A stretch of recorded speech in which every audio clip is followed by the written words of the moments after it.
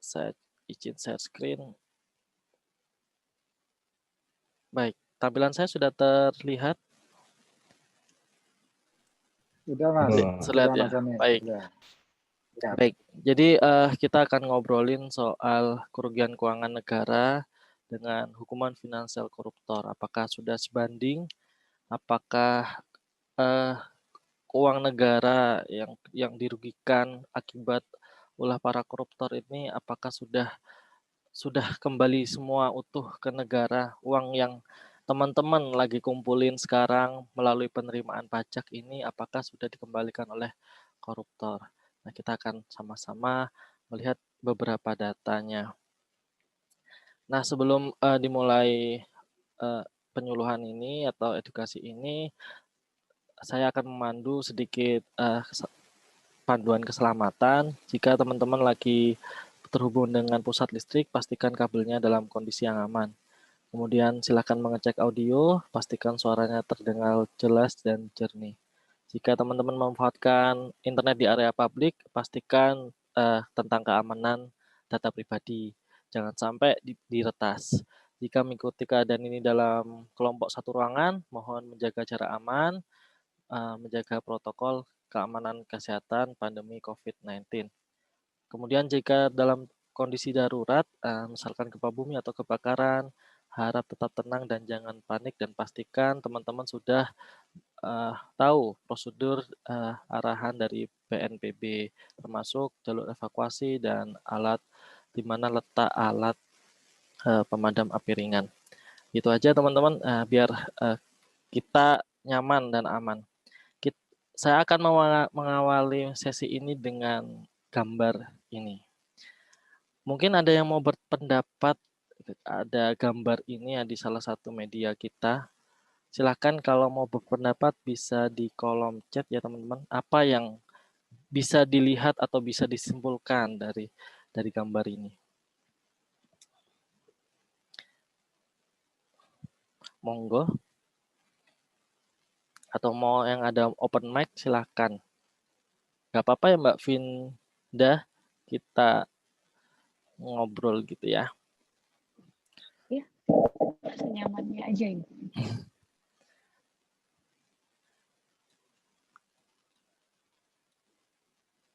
Hukuman untuk koruptor ringan dari Bu Verly. Ya, ada lagi? Ya.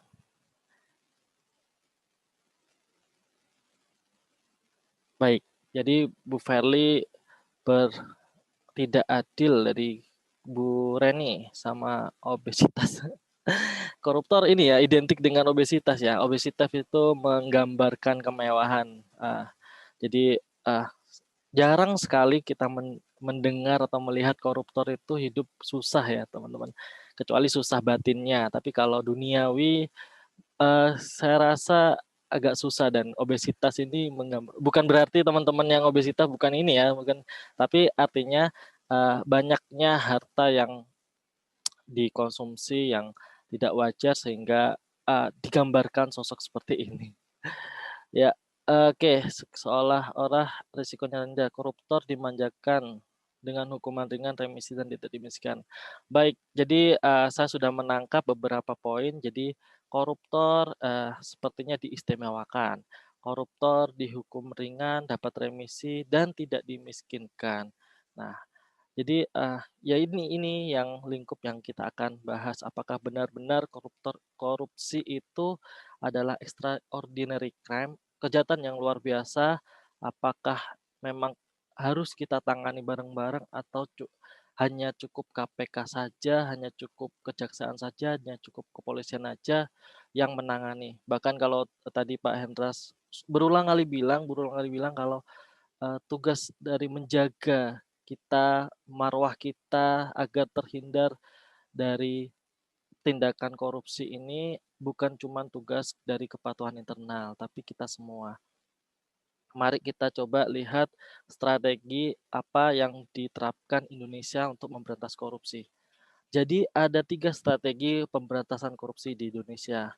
Yang teman-teman saksikan yang kemarin ya, yang tertangkap di Suta itu salah satunya adalah strategi untuk penindakan. Jadi, hadirnya KPK, hadirnya kejaksaan, kemudian hadirnya kepolisian, bahkan teman-teman di internal, kepatuhan internal, eee, sebenarnya hanya untuk, salah satu cara untuk menindak gitu ya, termasuk di dalamnya ada pencegahan. Nah, penindakan ini diharapkan untuk menimbulkan rasa takut untuk korupsi. Jadi, adanya penindakan, kemudian press conference dan sebagainya itu agar teman-teman yang lain yang berpotensi melakukan fraud yang sama itu tidak mau takut untuk melakukan korupsi. Kemudian, ada lagi strategi berikutnya, yaitu strategi perbaikan sistem. Nah, ini yang biasanya dibangun, teman-teman di instansinya masing-masing, ada namanya zona integritas, adanya, wilayah bebas korupsi, wilayah bersih bebas wilayah bebas bersih melayani ya, itu dan sebagainya. Nah, itu adalah salah satu upaya untuk perbaikan sistem, termasuk di dalamnya, dari teman-teman KAI ada namanya unit pengendali gratifikasi. Nah, itu juga untuk, mengendalikan atau memperbaiki sistem agar kita tidak punya peluang untuk korupsi. Nah, kita sebagai masyarakat secara umum itu juga punya peran penting dalam pemberantasan korupsi. Yang terakhir adalah edukasi dan kampanye. Nah, peran kita di sini agar menciptakan masyarakat yang tidak mau lagi korupsi, agar menciptakan masyarakat yang enggan dan merasa malu kalau melakukan korupsi. Bagaimana caranya menumbuhkan rasa itu? Bagaimana menumbuhkan rasa tidak mau lagi korupsi? Salah satunya dengan edukasi, belajar, kemudian mengetahui, kemudian menularkan kepada orang lain itu adalah salah satu biar tidak hanya penindakan saja yang kelihatan. Kalau penindakan, kemudian isunya 1 tahun terakhir ini diperlemah, pemberantasan korupsi di Indonesia diperlemah, tapi jangan salah ada 2 sistem, 2 strategi lain yang kita bisa optimalkan, yaitu dengan edukasi dan perbaikan sistem. Jadi 3 ini harus berjalan seiringan. Jadi dari penindakan, dari aparat hukumnya, dari sistemnya, dan dari kita sendiri gitu ya. Nah, sebelum ngomongin jauh tentang korupsi, ini ada pendapat dari Dewa Brata dari artikel yang berjudul "Bangsa Ini Belum Melawan Korupsi" yang dimuat oleh di Kompas tanggal 18 Juli 2005. Sederhananya, korupsi adalah perbuatan mencuri, karena itu korupsi satu terah dengan maling, nyolong, nodong, jambret, dan sebagainya, yang semua tergolong hina dari sudut moral. Terahnya adalah durjana, maka pelakunya pantas menyandang gelar durjana. Nah, kalau dari Undang-Undang Pemberantasan Tindak Pidana Korupsi yang ada di Undang-Undang Nomor 31 Tahun 99, junto Undang-Undang Nomor 20 Tahun 2001, korupsi diartikan langsung ke delik-delik pasalnya ya teman-teman. Jadi langsung dikenakan ke pasalnya. Di pasal 2 itu diartikan korupsi adalah perbuatan melawan hukum dengan tujuan untuk memperkaya diri sendiri atau orang lain atau korporasi. Jadi korupsi jelas adalah tindakan perbuatan melawan hukum. Di pasal 3-nya diperjelas kembali yang menyalahgunakan kewenangan. Jadi korupsi ini memang dilakukan oleh orang-orang yang punya potensi, punya kewenangan. Jadi orang-orang yang mungkin tidak punya kewenangan akan sedikit potensi untuk melakukan korupsinya. Sedangkan orang-orang yang punya kewenangan itu harus punya kesadaran diri untuk karena dia berpotensi gitu ya. Punya kesempatan, punya sarana yang ada padanya termasuk jabatan dan kedudukan. Ini tujuannya sama untuk memperkaya diri sendiri atau orang lain atau korporasi. Nah, konteksnya adalah perbuatan ini dapat merugikan keuangan negara atau perekonomian negara. Ini yang dimaksud korupsi dalam pasal Undang-Undang Nomor 31 Tahun 1999. Nah, dari undang-undang tersebut, Undang-Undang Nomor 31 Nomor 99, ada 30 delik tipikor. Jadi di undang-undang ini langsung menyebutkan semuanya adalah delik tipikornya. Ada 30 delik, jadi kalau dikelompokkan bisa menjadi 7 kelompok ya. Ada perbuatan curang, ini perbuatan manipulasi dan sebagainya, termasuk fiktif. Kemudian perbuatan suap menyuap, kemudian nanti kita akan bahas lebih lanjut nih tentang suap menyuap. Kemudian benturan kepentingan dalam pengadaan, nah ini rekan-rekan yang sekarang lagi punya kewenangan terhadap pengadaan barang dan jasa pemerintah, ini punya potensi untuk melakukan fraud, berpotensi ya teman-teman. Jadi seperti itu. Kemudian perbuatan pemerasan, kemudian ini juga nanti akan dijelaskan lebih lanjut. Kemudian terkait kerugian negara. Nah, ini juga sering ditimpakan ya. Jadi ini sebenarnya pasal pamungkas bagi para penegak hukum untuk mempidanakan terkait korupsi ini. Tapi sebenarnya kalau bisa dijabarkan, ditelusuri lebih dalam, diselidiki lebih dalam, bisa dikenakan delik-delik yang lain. Tapi biasanya kalau memang pada umumnya pengenaan pasalnya di pasal 2 dan 3 ini. Kemudian penggelapan dalam jabatan, misalkan pemalsuan dokumen dan sebagainya, dan gratifikasi. Gratifikasi kita akan ngobrolin lebih banyak di di sesi kedua nanti. Nah, kita akan ngobrol lebih jauh tentang suap, pemerasan, dan gratifikasi yang mau tidak mau diakui atau tidak gitu ya. Ini sangat dekat dengan pekerjaan kita. Status kita sebagai pegawai negeri sipil gitu atau penyelenggara negara. Jadi kenapa ini perlu dibedakan? Karena akan beda juga jatuhan hukuman, kemudian motifnya, kemudian delik yang dikenakan itu akan berbeda. Jadi ada teorinya ada segitiga ini sebagai penyelenggara negara di tengah. Nah, kalau penyuapan itu adalah adanya transaksional ya. Jadi ada meeting of mind, ada kesepakatan.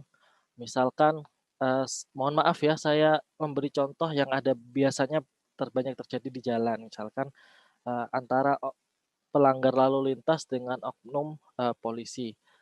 Nah, ketika pelanggar lalu lintas itu diberhentikan kemudian mau ditilang, nah ditawarkanlah dari pelanggar lalu lintas ini untuk berdamai ya, minta Pak dengan uang damai saja. Nah, si oknum polisi ini akhirnya menanyakan berani berapa, ada berapa dan sebagainya. Nah, itu kan sudah ada transaksi ya, transaksi. Nah, itu dikategorikan dengan delik tipikornya penyuapan. Nah, kalau pemerasan, bagaimana dengan pemerasan? Kalau pemerasan, jika saya ambil contoh lagi, mohon maaf, dari jalan itu tadi ada pelanggar lalu lintas, kemudian diberhentikan, kemudian dia minta untuk jalur yang benar, misalkan dengan melalui pengadilan sidang dan sebagainya. Tapi untuk si oknum polisi meminta membelit-belit lah ya, memperlama, memperkeruh suasana dan akhirnya yang mengakibatkan terpepetnya si pelanggar itu dan akhirnya menuruti keinginan untuk berdamai menggunakan uang damai. Nah, inisiatif yang dikeluarin dari si oknum polisi, si penyelenggara negara ini yang disebut adalah pemerasan. Yang bedanya di situ. Jadi si pelanggar sebenarnya tidak bermaksud untuk tidak ingin untuk melanggar, untuk melakukan pelanggaran tindak pidana korupsinya ya, tidak bermaksud menyuap dan sebagainya. Tapi karena inisiatif dan mungkin dipres dengan dari tekanan si oknum polisi, akhirnya dia terpaksa untuk mengeluarkan uang damai. Itu. Yang terakhir adalah gratifikasi. Ini erat banget dan dekat lagi dengan kita sebenarnya. Jadi ini perlu diperhatikan baik-baik karena kita sadar atau tidak sadar mungkin pernah menerima dan sebagainya. Jadi gratifikasi adalah semua pemberian yang diberikan kepada pegawai negeri sipil atau penyelenggara negara gitu ya. Semua pemberian tanpa terkecuali itu namanya gratifikasi. Nanti baru dikelompokkan lagi pemberian yang diperbolehkan, tidak usah dilaporkan, dan pemberian yang harus dilaporkan. Nah, kalau pemberian tapi bukan untuk pegawai negeri sipil, itu bukan termasuk gratifikasi gitu ya teman-teman. Jadi inisiatifnya gratifikasi itu dari masyarakat atau stakeholder kita yang di luar sana yang berhubungan dengan kita, pemberian yang terkait kedinasan misalkan karena kita adalah petugas pajak, kemudian dia adalah wajib pajak kita karena tidak ada sebenarnya tidak dalam rangka menyuap ya, jadi tidak ada proses untuk penerbitan pemeriksaan, penagihan dan sebagainya tidak ada dengan wajib pajak itu. Wajib pajak itu hanya ingin memberikan sebagai misalkan kado parsel lah ya, parsel lebaran dan sebagainya. Nah, dengan status kita sebagai PNS gitu, apakah kalau kita bukan PNS, bukan pegawai pajak atau bukan bekerja di wajib pajak tersebut, apakah kita juga diberi oleh wajib pajak itu? Tentu kan bukan enggak. Akhirnya kan ini berkaitan dengan dinas ya, kedinasan kita. Nah, itulah yang disebut gratifikasi. Itu inisiatifnya adalah masyarakat. Nah, yang ditimbulkan adalah rasa berterima kasih ya, rasa ingin membalas dari yang telah didapatkan oleh pegawai negeri ini. Nah, dampaknya sangat luas. Jadi ketika sebenarnya Indonesia itu kaya banget APBN yang kita kumpulkan bareng-bareng ini, kalau kita tidak ada korupsi maka terjadi multiplier ekonomi yang tinggi. Jadi UMKM sangat bergerak dengan pesat, terus kemudian kualitas barang di Indonesia cenderung bagus dan bahkan akhirnya produk-produk impor akan kalah kualitas dan harganya dibandingkan dengan hasil dari UMKM. Tapi karena korupsi akhirnya subsidi yang harusnya diberikan kepada UMKM untuk meningkatkan kualitas produknya dan sebagainya, akhirnya subsidi itu tidak jadi diberikan, akhirnya untuk memperbaiki kerusakan yang dilakukan oleh koruptor. Misalkan akan ada korupsi alat pengadaan kesehatan. Karena dikorupsi, akhirnya alatnya mungkin tidak ada atau alatnya tidak sesuai dengan spesifikasi, akhirnya harus ada pengadaan lagi untuk menutupi kebutuhan alat kesehatan tersebut. Artinya dana yang kita bisa alokasikan untuk hal lain yang produktif akhirnya hanya untuk menambal akibat dari korupsi. Nah, ini sebenarnya yang terkait dengan gambar yang tadi saya sampaikan di awal. Bahwa saya mencermati yang di sini aja. Dari jenis pekerjaan PNS, negara itu dirugikan 21,27 triliun. Ini data dari KPK. Dari kerugian negara di sekitar 21 triliun ini, jaksa hanya menuntut 1 triliun saja. Jadi hanya 4% yang dituntut oleh jaksa. Mirisnya lagi, ketika putusan pengadilan ada hukuman finansial yang dikenakan oleh koruptor, ternyata hanya 0,84 triliun dari 21 triliun ini yang dikembalikan ke negara. Artinya hanya 3,95%. Kalau totalnya hanya 10% ya yang dikembalikan ke negara dari sejumlah 126 triliun ini, hanya 13 triliun yang dikembalikan negara. Ini fakta yang terjadi di Indonesia. Oke, slide-nya terlalu kecil ya. Ini nggak apa-apa, nanti bisa dibagikan. Mohon maaf ya, Mas Taufik. Nih, besarnya seperti ini. Ini Pak Rimawan Pradiptyo, saya ambil dari beliau pakar ekonomi dari UGM. Dia konsen juga dalam pendidikan anti korupsi, membedakan skala korupsi berdasarkan tingkatnya. Ada gurum, kecil, sedang, besar, dan kakap. Dengan jumlah terpidana, kita akan bandingkan dua ini ya, gurum dan kakap. Terpidananya 62, gurumnya 4148. Kita akan berbicara gurum terlebih dahulu. Kerugian negara rata-rata dari skala korupsi gurum 119 juta. Iya. Kemudian rata-rata tuntutan jaksa jauh lebih tinggi, jadi 2 miliar ya. Jadi, perbandingannya adalah 1.698% dari tuntutan jaksa itu. Kemudian masuk ke pengadilan diputuskan oleh hakim, akhirnya jauh lebih besar, 2 kali lipatnya menjadi, 3.428%. Jadi pengembalian, kerugian negara oleh korupsi Gurem ini jauh lebih besar. Tapi mirisnya kita bisa melihat, korupsi yang dihasilkan oleh, kelas kakap. Dengan terpidana banyak 148, rata-rata kerugian negaranya bisa mencapai 48 triliun ya. Jaksa hanya menuntutnya 10 triliun saja, hanya 22%. Sedangkan putusan pengadilannya 4 triliun saja, yakni 8% saja. Jadi dari 48 kerugian negara hanya 4% saja. Kalau dari data ini kita bisa lihat ya, ternyata koruptor kakap ini hanya 8% yang dikembalikan, dan yang gurem kecil sedang ini sebenarnya mereka yang mensubsidi kerugian-kerugian negara yang kurang diakibatkan dari kelas kakap dan besar. Tapi apakah tertutup semua itu dengan subsidi yang diberikan oleh gurem kecil sedang ini ke besar dan kakap? Ada data lagi dihasilkan oleh lab ekonominya UGM di tahun 2016. Jadi kerugian negara itu kalau kita taksir dari di 2015 itu mencapai 203 triliun. Tapi tuntutan jaksa hanya 65 triliun ya. Dan hukuman finansialnya akhirnya jatuh di angka 21 triliun.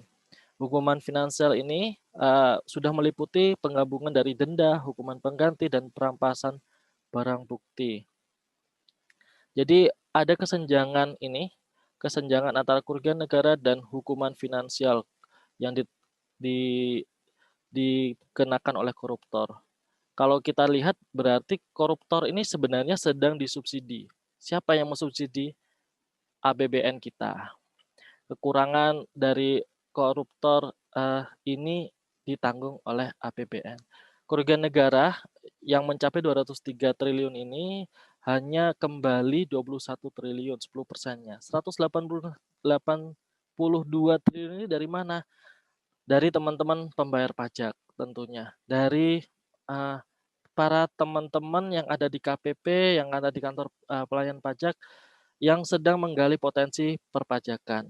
Nah, inilah yang mengakibatkan kenapa negara kita itu merasa susah untuk mengumpulkan penerimaan negara, dan setiap tahun kita lihat kan trennya adalah target penerimaan terus terus naik.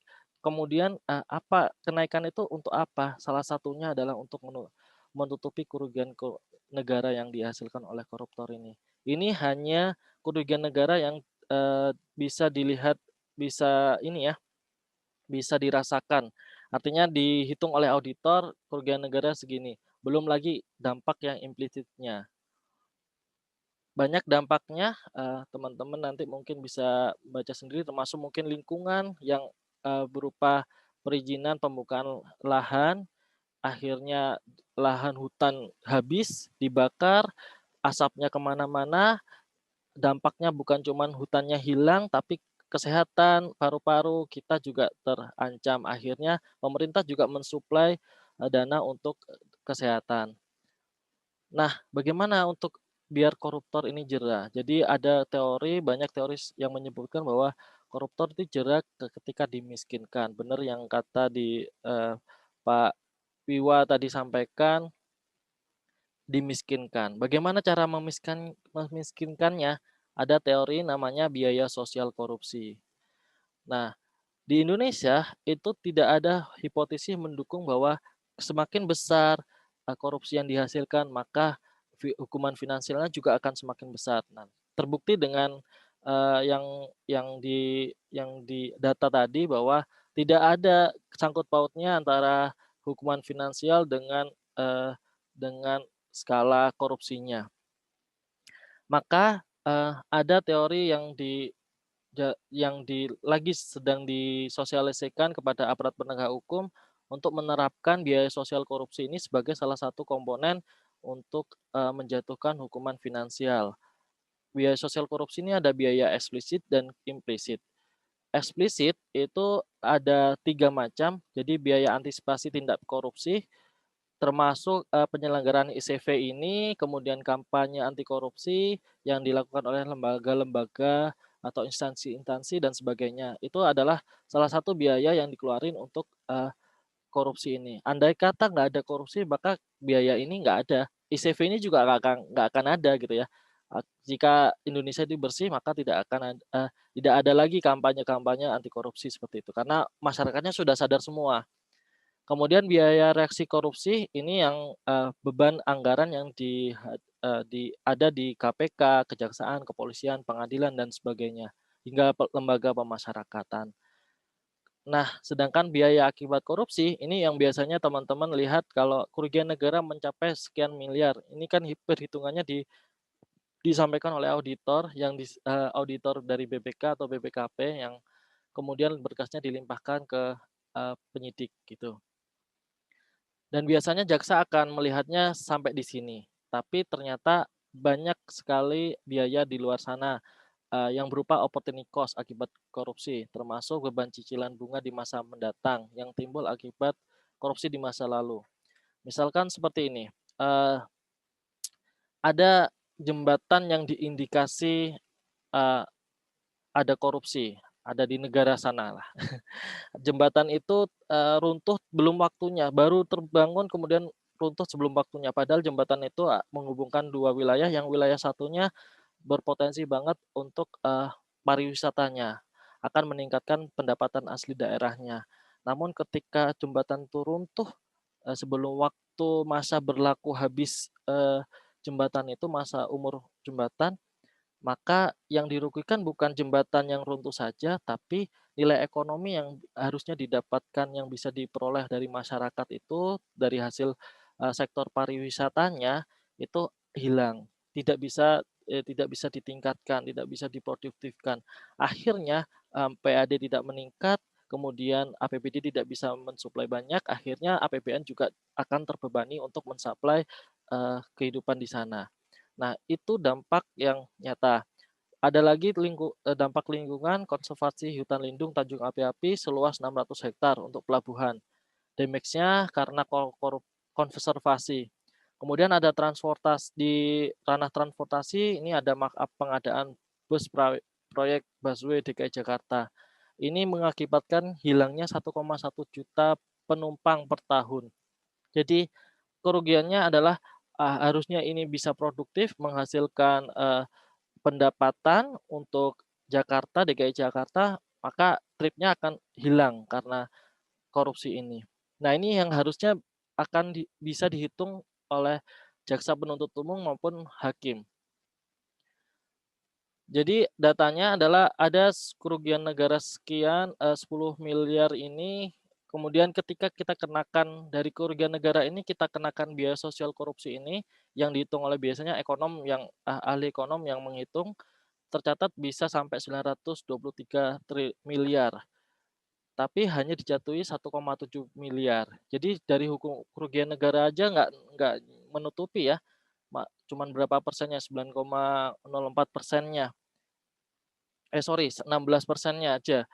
Tapi ketika kita kenakan hukuman finansial ini dibandingkan dengan biaya sosial korupsi yang harusnya dikembalikan biar semua dampaknya itu langsung kembali normal, itu hanya mencapai 0,18%.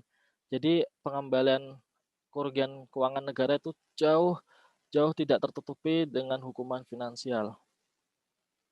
Gitu kira-kira. Saya lanjutkan atau ada break dulu, Mbak Vinda? Halo? Ini kita putarkan Video video dulu. sebentar ya Mas ya Boleh, terkait. silakan. Ya, baik. Silakan. Baik.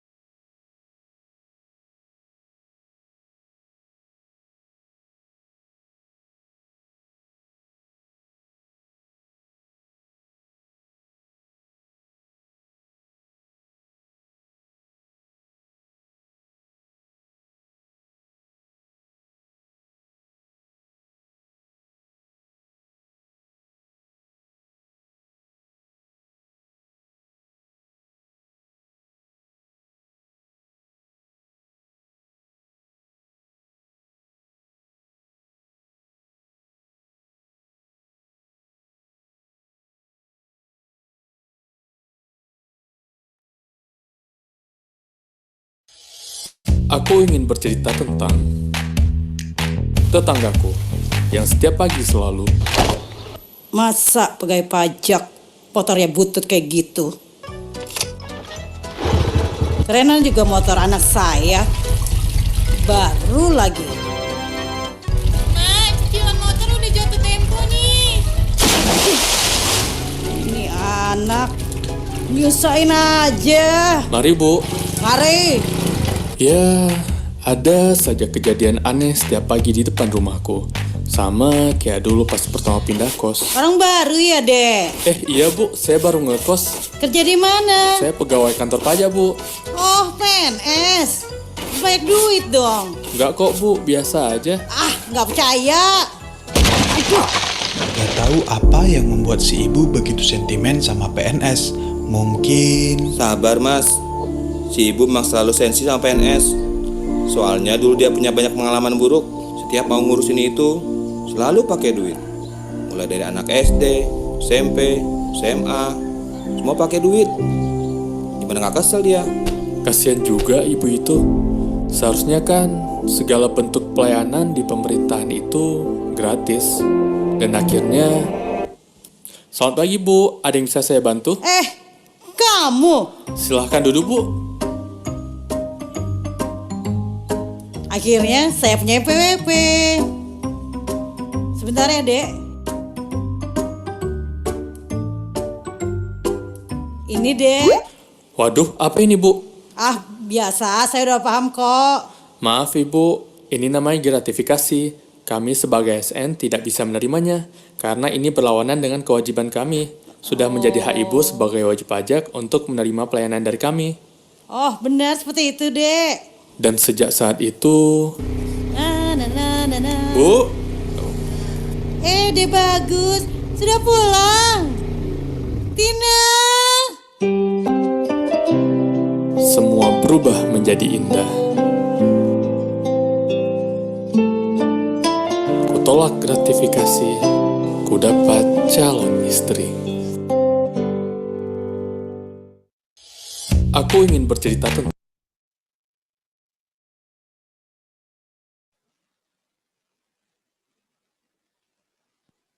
Baik, terima kasih Mbak Vinda dan rekan-rekan. Luar biasa videonya dari Kanwil Aceh kalau nggak salah ya. Ya, itu salah satu video yang kayaknya hits banget di 2 tahun ini ya. Jadi berkaitan dengan gratifikasi. Saya izin lanjutkan ya materinya tentang gratifikasi. Ini izin saya ambil slide-nya dari teman-teman di Kidsda karena ada penyesuaian dari Perka ya, Peraturan Kepala Komisi Pemberantasan Korupsi nomor 2 tahun 2019 yang sedang disesuaikan dengan peraturan yang berlaku di Kementerian Keuangan maupun di DJP. Sebentar. Oke, ini data terakhir yang diberikan kepada saya di tahun 2020 ini. Jadi klasifikasi pengaduan DJP bersumber dari Subdit 2 Kidsda bahwa klasifikasi terbanyak jumlah kasus sampai 2018 itu trennya adalah meminta atau menerima uang, barang, dan fasilitas lainnya. Ini berlanjut sampai 2019 dan 2020 gitu. Termasuk pelanggaran-pelanggaran lainnya, tapi trennya di pengaduan ini pengaduan yang sangat signifikan angkanya. Kalau dilihat dari data pelaporan gratifikasi DJP dari tahun 2018 hingga 2020 yang diambil sampai 30 September kemarin, kalau di 2018 ada 28 pelaporan gratifikasi. Kemudian meningkat di 2019 ada 98 laporan gratifikasi. Lalu di 2020 ini masih menemui sampai 36. Mudah-mudahan angka penurunan pelaporan gratifikasi ini menunjukkan bahwa teman-teman dan stakeholder kita terutama mungkin wajib pajak itu sudah mengerti dan memahami bahwa di instansi kita memang sudah menerapkan adanya pengendalian gratifikasi gitu. Nah, ini seperti yang disampaikan saya di awal tadi bahwa gratifikasi adalah pemberian dalam arti luas. Nah, penerimanya adalah pegawai negeri atau penyelenggara negara. Pemberian dari arti luas itu banyak, nggak cuma uang, barang juga, rabat, komisi, pinjaman tanpa bunga, tiket perjalanan, fasilitas penginapan, perjalanan wisata, pengobatan cuma-cuma, dan semua yang bentuknya natura. Baik yang diterima dalam negeri maupun luar negeri, baik yang diterima dengan sarana elektronik maupun tanpa sarana elektronik. Nah, pegawai negeri dan penyelenggara negara itu siapa aja gitu ya. Jelas yang dimaksud pegawai negeri itu seperti kita, misalkan ASN dan sebagainya. Kemudian pegawai negeri yang dimaksud dalam Kitab Undang-Undang Hukum Pidana. Kemudian orang yang menerima gaji atau upah dari keuangan negara atau daerah, misalkan PPTK ya, P3K gitu ya, atau tenaga kontrak dari daerah dan dari APBN gitu ya. Kemudian menerima gaji dan upah dari suatu korporasi yang menerima bantuan dari keuangan negara atau daerah. Misalkan ada teman yang bekerja di lembaga LSM. Nah, LSM itu disupport mendapatkan dana hibah dari APBN. Maka itu merupakan yang pegawai yang LSM tersebut juga merupakan pegawai dengan status penyelenggara negara dan lain sebagainya. Termasuk penyelenggara negara, termasuk dalamnya adalah pejabat negara yang menjalankan fungsi eksekutif, legislatif, dan yudikatif, dan pejabat lain yang fungsi dan tugas pokoknya berkaitan dengan penyelenggaraan negara sesuai dengan ketentuan peraturan perundang-undangan. Nah, ini ya perbedaan suap pemerasan dan gratifikasi. Kalau suap transaksional, inisiatifnya dari penerima layanan, kemudian setelah itu baru ada deal-dealan ya, meeting of mind-nya. Kemudian kalau pemerasan transaksional dengan paksaan. Ini dari inisiatifnya dari pemberi layanan atau penyelenggara negaranya. Kemudian ini sudah ada niat jahat. Namun kalau gratifikasi tidak perlu transaksional, jadi tidak perlu hitung-hitungan berapa, tidak ada meeting of mind, kemudian belum ada niat jahat saat menerima. Tapi ketika tidak dilaporkan lewat tenggat waktunya, maka itu sudah berupa kejahatan gitu ya. Jadi ketika menerima sebenarnya teman-teman bukan tidak berniat jahat, tapi ketika itu didiamkan saja, maka itu berubah menjadi niat jahat. Nah, bagaimana jika kita menerima gratifikasi? Maka pegawai negeri atau penyelenggara negara wajib hukumnya untuk menolak gratifikasi. Jika pemberian tersebut dianggap tidak wajar, berhubungan dengan jabatan, dan berlawanan dengan kewajiban. Atau kalau saya boleh menyimpulkan, kalau saya pribadi itu kalau saya diberi sesuatu, tapi nanti akan berpotensi adanya konflik kepentingan dan melanggar integritas, itu wajib hukumnya ditolak. Jika pemberian tidak bisa ditolak, laporkan penerimaan gratifikasi. Misalkan diancam kalau tidak diterima dan sebagainya, itu dilaporkan. Lapornya di mana? Kalau di DJP ada unit pengendali gratifikasi, di masing-masing unit kerja ada di kepatuhan internal ya, maksimal 10 hari kerja. Atau melalui Goal KPK, gratifikasi online, bisa diakses di website atau di Play Store. Nah, ini maksimalnya 30 hari kerja. Selama belum ada keputusan KPK terkait status barang gratifikasi, maka barangnya menjadi tanggung jawab penerima gratifikasi. Maka lebih baik ditolak atau dilaporkan. Kenapa menjadi tanggung jawab? Nanti ketika ada pemeriksaan yang berkaitan dengan mungkin pihak yang perusahaan yang memberi kita hadiah, kemudian diaudit, ternyata di catatan pembukuannya ada pengeluaran untuk memberikan hadiah kepada pegawai ini, pegawai negara ini, maka itu juga akan kena ke kita. Tapi kalau kita sudah menerima ini, menolak atau menerima surat ini, maka kita tidak bisa mendapatkan sanksi karena udah ada suratnya. Nah, apakah semua gratifikasi pemberian itu wajib dilaporkan? Ternyata tidak. Ada beberapa gratifikasi yang tidak wajib dilaporkan. Misalkan pemberian dalam keluarga, yaitu kakek, nenek, ibu, mertua, keluarga dekat ya, cucu, besan, sepanjang tidak ada konflik kepentingan. Nah, intinya keluarga boleh, cuman kalau ada konflik kepentingan sebaiknya ditolak gitu. Bagaimana itu? Misalkan kita pejabat pengadaan, kemudian eh, om tante kita ikut dalam tender yang ada kita di dalamnya, kita juga yang tender di instansi kita, maka wajib hukumnya apapun yang diberikan sama om tante kita itu wajib tolak gitu. Keuntungan atau bunga dari penempatan dana atau investasi yang kepemilikan saham pribadi yang berlaku umum itu boleh, yang berlaku umum.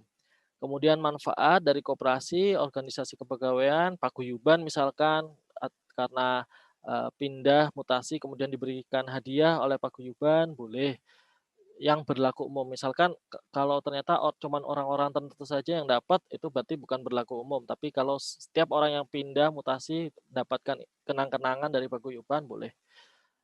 Kemudian perangkat atau perlengkapan yang diberikan kepada peserta seminar, workshop dan sebagainya yang berlaku umum. Kemudian hadiah tidak dalam bentuk uang atau alat tukar lainnya yang dimaksudkan untuk alat promosi. Misalkan mug, kemudian souvenir kit ya kayak biasanya ayo bayar pajak dan sebagainya. Misalkan ada mug dan teman-temannya yang lain biasanya teman-teman KPP yang memberikan ini. Itu nggak apa-apa selain tidak menimbulkan konflik kepentingan dan berlaku umum.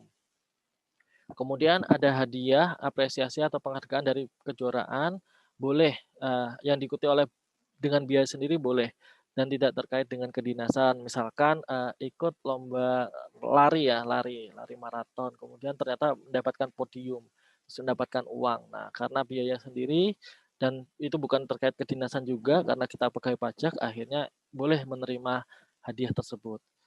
Kemudian penghargaan baik berupa uang atau barang yang ada kaitannya dengan peningkatan prestasi kerja itu boleh asalkan sesuai dengan peraturan perundang-undangan. Misalkan mendapatkan hadiah handphone karena berhasil menjadi yang terbaik atau pelaksana terbaik dan sebagainya. Itu boleh kalau sesuai dengan peraturan perundang-undangan yang berlaku. Kemudian hadiah langsung atau undian, diskon rabat, voucher, poin reward, atau souvenir yang berlaku umum dan tidak terkait kedinasan. Ini boleh. Misalkan poin yang ada di ini ya, aplikasi travel kita, yang biasanya teman-teman yang mungkin lagi LDR kemudian harus berangkat tiap minggu bolak-balik luar pulau, akhirnya dapat poin banyak gitu ya. Ini boleh kalau berlaku secara umum. Artinya orang lain juga seperti itu. Kemudian kompensasi atau honor atas profesi di luar kegiatan kedinasan yang tidak terkait dengan tugas dan kewajiban. Sepanjang tidak ada konflik kepentingan, tidak melanggar kode etik pegawai. Kemudian kompensasi yang diterima terkait kegiatan kedinasan seperti honor, transportasi, akomodasi, dan pembiayaan yang ditetapkan dalam standar biaya yang berlaku di instansi penerima gratifikasi. Misalkan nanti ada teman-teman mungkin ngajar perkuliahan, kemudian mendapatkan honor atau apa ya honor ya mungkin atau apalah nanti kemudian itu sudah ditetapkan dalam standar biaya yang berlaku maka diperkenankan sepanjang tidak terdapat pembiayaan ganda. Misalkan dari kantor kita mendapatkan biaya perjalanan dinas, kemudian yang itu juga menghitung jam lat, misalkan, kemudian di sana juga dihitung jam latnya. Jadi ganda tidak diperkenankan. Tidak terdapat konflik kepentingan, tidak melanggar ketentuan yang berlaku di instansi penerima. Kemudian karangan bunga juga boleh dalam sebagai ucapan yang diberikan dalam acara-acara seperti pertunangan, pernikahan, dan sebagainya. Kemudian pemberian terkait dengan pertunangan, pernikahan, kelahiran, akikah, baptis, khitanan, potong gigi, upacara adat lainnya boleh dengan batasan nilai sebesar 1 juta. Kalau di atas 1 juta sebaiknya dilaporkan. Gitu teman-teman. Kemudian pemberian terkait dengan musibah atau bencana yang dialami oleh penerima gratifikasi, suami, istri, bapak, ibu, mertua, dan menantu penerima gratifikasi sepanjang tidak terdapat konflik kepentingan dan memenuhi kewajaran boleh. Nah, ini sebenarnya yang teman-teman seninya ketika memahami menerima gratifikasi di sini, menentukan apakah ini akan menjadi konflik kepentingan atau tidak. Apakah ini barang ini wajar atau tidak, patut kita terima atau tidak gitu ya. Ini yang teman-teman perlu tahu dan rasakan memang ini wajar atau tidak.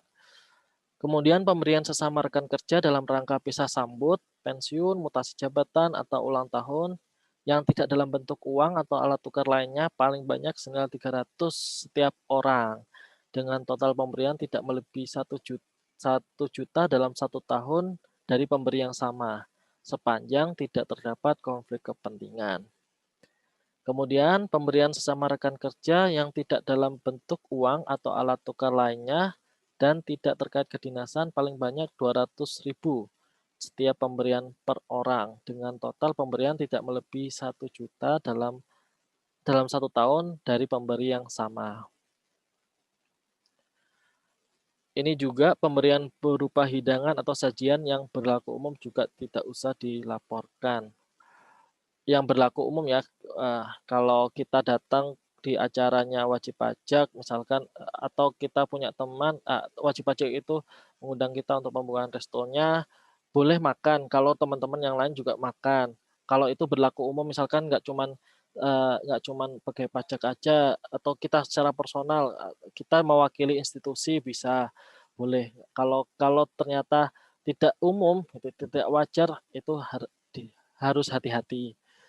Kemudian pemberian cendera mata dalam atau plakat kepada instansi dalam rangka hubungan kedinasan dan kenegaraan baik dalam luar negeri maupun dalam negeri boleh sepanjang tidak diberikan untuk individu, pegawai negeri atau penyelenggara negara. Ini boleh. Nah, pengecualian pelaporan gratifikasi yang dimaksud dalam negatif leave tidak berlaku dalam hal gratifikasi tersebut memang dilarang gitu ya.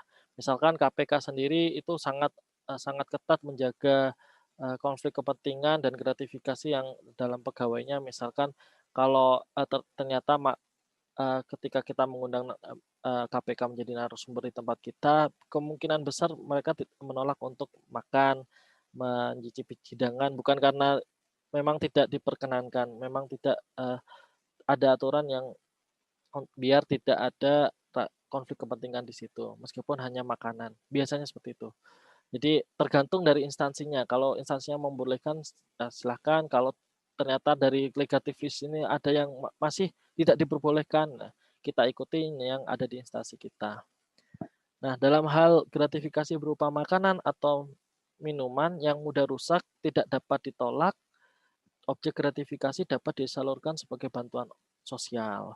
Nah, kalau dari KPK peraturan yang terbaru yang tahun kemarin ini boleh diberikan kepada siapapun yang membutuhkan di jalan misalkan, kemudian didokumentasikan, kemudian tetap dilaporkan kepada UPG atau KPK. Tapi kalau setahu saya yang peraturan masih di Itjen itu masih disalurkannya dalam bantuan sosial ke panti asuhan atau lembaga yang memang kredibel ya, jadi kredibel gitu. Tentu juga bukan diserahkan ke OB, CS, Satpam dan sebagainya dan tetap dilaporkan ke UPG gitu.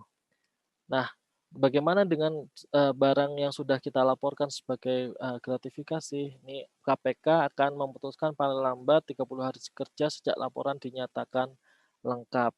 Ada 2 putusannya, bisa menjadi milik negara. Kalau diputuskan untuk menjadi milik negara karena berkaitan dengan gratifikasi yang berkaitan dengan suap, itu diserahkan paling lambat 7 hari kerja sejak putusan ke Kementerian Keuangan itu melalui Direktorat Jenderal Kekayaan Negara. Ini untuk dilelang.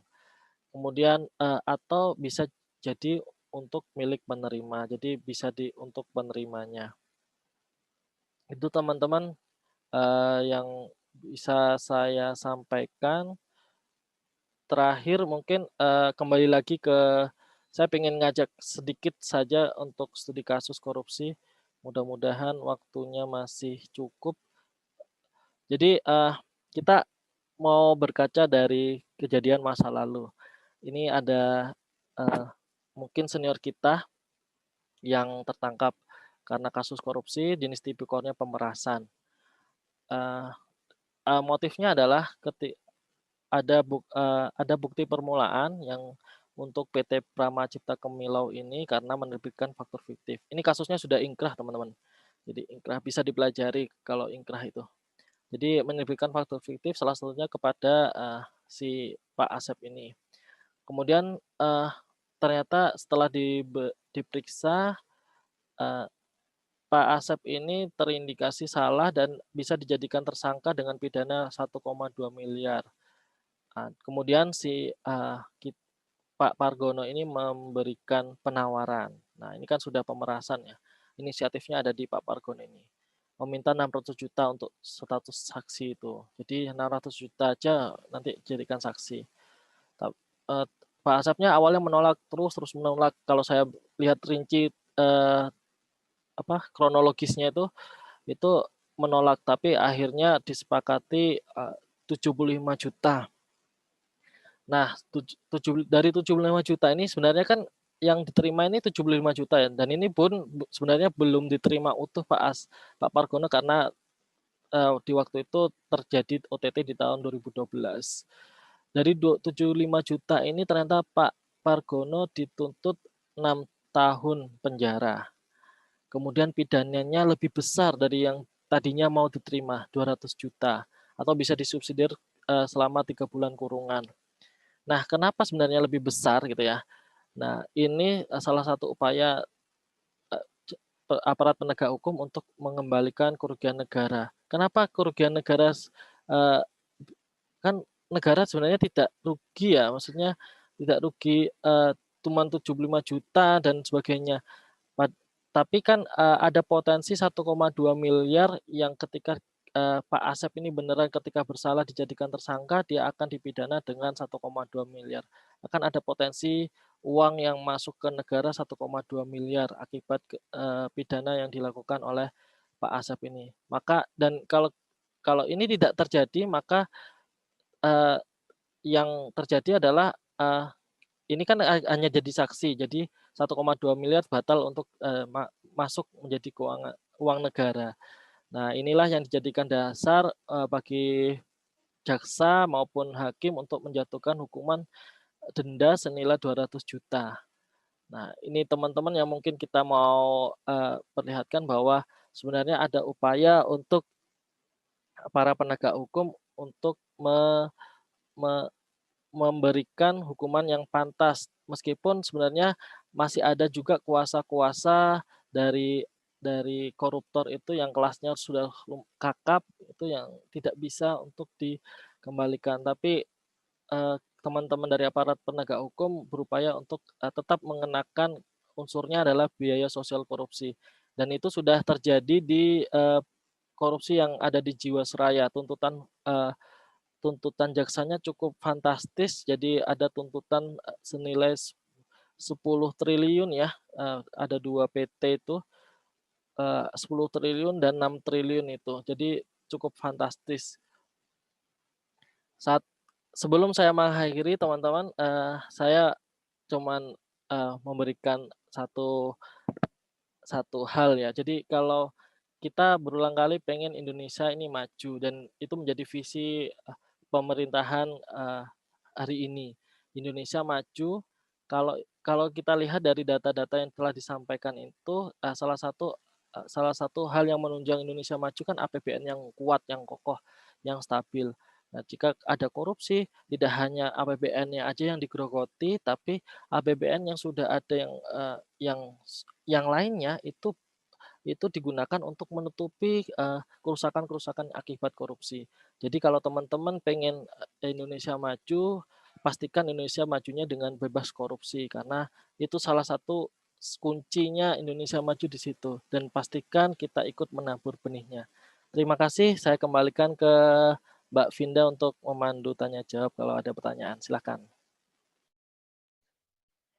Oke, terima kasih banyak sharingnya ini Mas Mufid. Seperti sesi pertama kita mengharapkan partisipasi Bapak Ibu, kalau misalnya ada yang mau bertanya atau ikut berdiskusi, silakan mic-nya diaktifkan saja atau boleh via chat juga. Silakan Bapak Ibu ada yang mau bertanya? Hmm.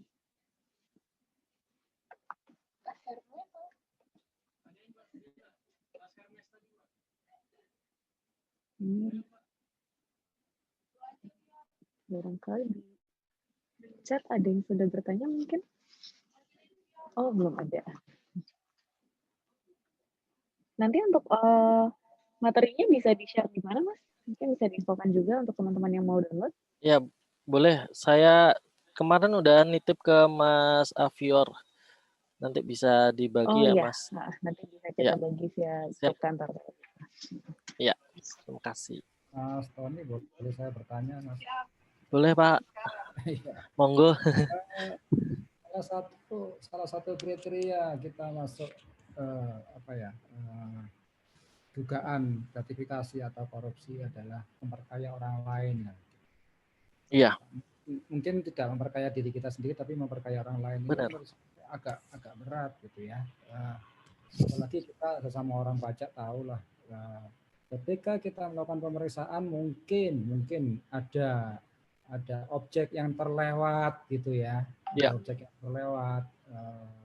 Yang kita sendiri mungkin tidak sengaja, tidak tahu atau apapun lah namanya. Tidak bermaksud sama sekali kita mau ngambil ya, hak negara, tapi benar-benar.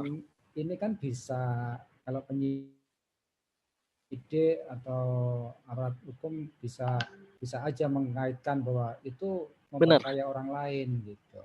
Nah, antisipasinya atau pandangan-pandangan yang ada selama ini seperti apa, Mas Tony? Baik, untuk itu memang kerap kali terjadi, Pak. Jadi pasal itu kerap kali terjadi dikenakan, bahkan yang kemarin teman kita yang dari perbendaraan kan juga kena ya, Pak ya.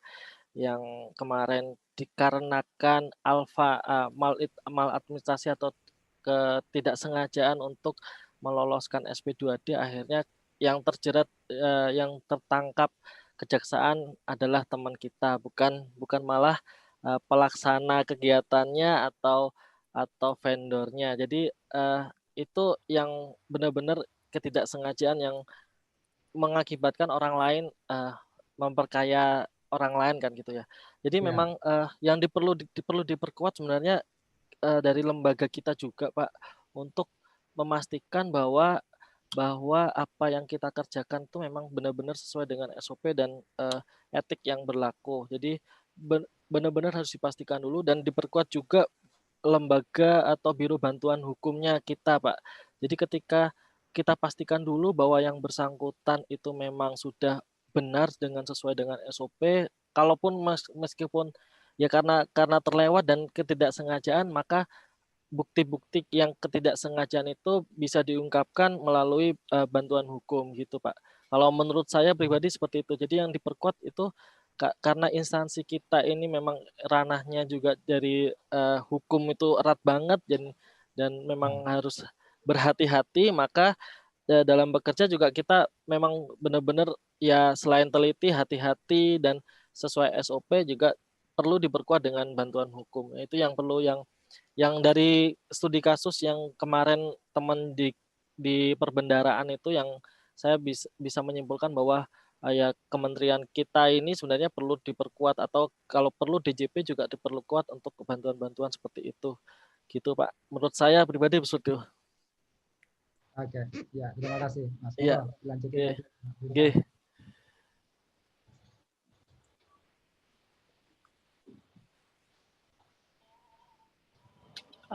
Ini kita break sebentar ya Mas, kebetulan sedang azan. Boleh, boleh.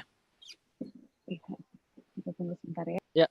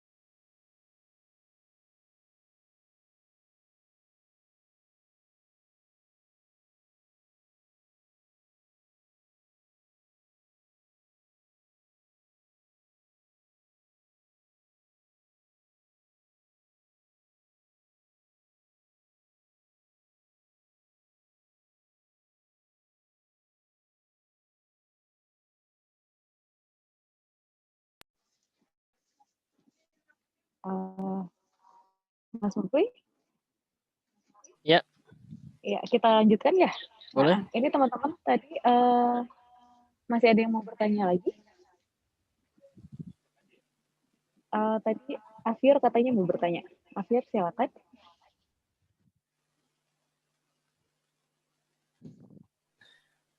Izin Pak Tony.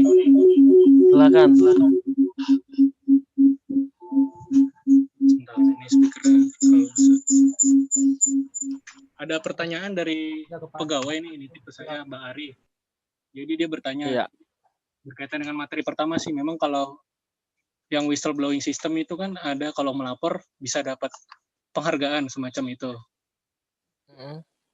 Terus Mbak Ari bertanya, kalau lapor gratifikasi, apakah juga ada penghargaan atau apa yang bisa diberikan kepada pegawai yang telah melapor? Sekian. Oke. Baik. Terima kasih Mas Afior. Gini, jadi kalau yang saya tahu dari ini tergantung dari instansinya ya. Jadi KPK juga kemarin setelah merilis penghargaan kepada instansi yang mempunyai pelaporan gratifikasi terbanyak dan yang dapat di valid gitu.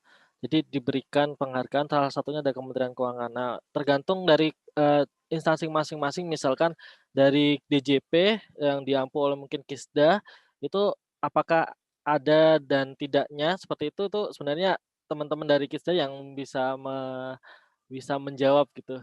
Tapi kalau apresiasi kalau selama ini belum ada ya Mas. Jadi belum ada apresiasi. Kalau apresiasi itu misalkan itu lebih ke arah kita tuh secara aman secara hukum. Misalkan ketika nanti ada sengketa atau nanti di akhirnya ternyata ketahuan kita punya aset yang tidak wajar. Misalkan kasus dari PNS biasa, misalkan PNS biasa kemudian ternyata punya rumah yang mewah gitu, yang tidak sesuai dengan tingkat pendapatan, tunjangannya, kemudian gajinya dan sebagainya, kalau dikumpulkan tidak akan mencukupi punya 2, 3 rumah dengan mobil yang mewah-mewah, gitu. Nah, dari situ bisa saja tiba-tiba ada, yang mungkin melapor tentang keanehan itu dan biasanya penyidik hanya menanyakan begini, "Buktikan dari mana, hartamu atau asetmu itu berasal." Ketika tidak bisa dibuktikan, maka yang terjadi langsung dikenakan, "Oh ya, oke, itu adalah gratifikasi." Begitu simpelnya gitu, karena kecukur-kerjaan itu kemudian tidak bisa dibuktikan seperti itu. Tapi kalau ternyata, kita punya surat yang sudah ketetapannya KPK itu, maka kita akan aman seperti yang saya sampaikan tadi kalau ada pemeriksaan kemudian terkait barang yang sudah kita miliki kemudian ternyata barang itu bermasalah atau barang hasil dari tindak pencucian uang ya. Nah, kita bisa membuktikan, misalkan dari penyidikan bahwa kita sudah ditetapkan bahwa barang ini clear dari suap gitu ya, misalkan seperti itu. Kalau nanti suatu saat akan seperti itu. Tapi kalau apresiasi saya kurang tahu. Biasanya sih dari instansi masing-masing yang memberikan gitu. Gitu, Mas Afior.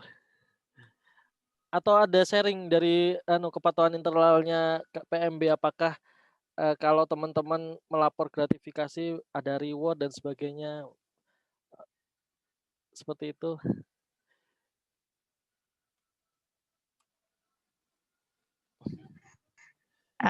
Mas Tony, Iya, Bu Firly. sepertinya belum ada sih Mas kalau untuk yang ini untuk internal ya, ini belum ada untuk reward dan sebagainya. Tadi dari percakapan dengan diskusi sebentar dengan Pak Hendra Jaya tadi, ya kami masih melihat sih sejauh mana gitu. Mungkin juga kalau misalnya pelaporan seperti itu kan memang sudah ada ya aplikasinya juga ya Mas untuk gratifikasi PK itu. Masih seperti itu aja sih. Iya, benar Bu. Terima kasih. Ya, makasih Bu.